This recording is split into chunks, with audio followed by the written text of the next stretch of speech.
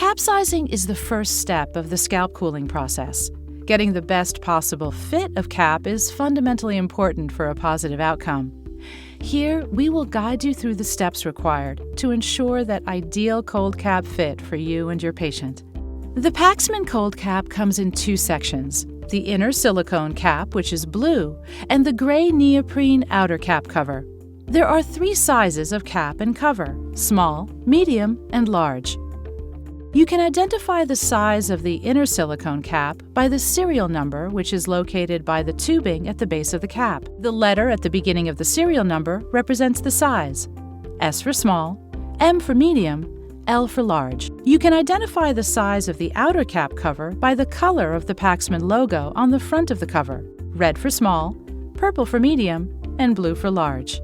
The size of cap that is appropriate for you is not determined by measuring your head, but rather by trying each size of inner silicone cap to determine which is the best fit, starting with small, moving on to the medium, and then to the large. You are looking for a snug all-over fit. That means the inner silicone cap is in consistent contact with the scalp all over the head. Test the size of the cap by placing the silicone cap on the head. Push your hair back. Ensure that the cap tail is at the back of the head. Line up the center front of the cap 2 millimeters below the hairline on the forehead. Then push the cap down so that it covers your head. Tuck any hair behind your ears so you can check your hairline. There is a 3-point checklist to determine a good fit. 1. Not too small. Make sure that the cap doesn't need to be forced down to fit on the head. This will result in a gap at the crown, as the cap will slowly rise up on the head, particularly as the cap will tighten when it is attached to the system. If there is a gap at the crown, there will be a feeling of movement or bounce if you press down on the cap. It is vitally important that there is contact between the cap and your crown to avoid hair loss. 2. Cover the hairline. You need to make sure that the cap covers most, if not all, of the hairline at the front and back.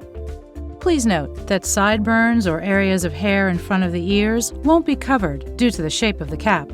3. Not too big.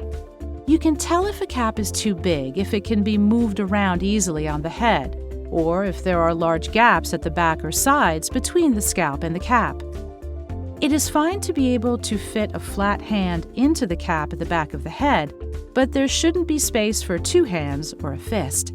It is important to remember that while a consistent fit all over is important, a cap that is too small can be as detrimental for hair retention as a cap that is too large.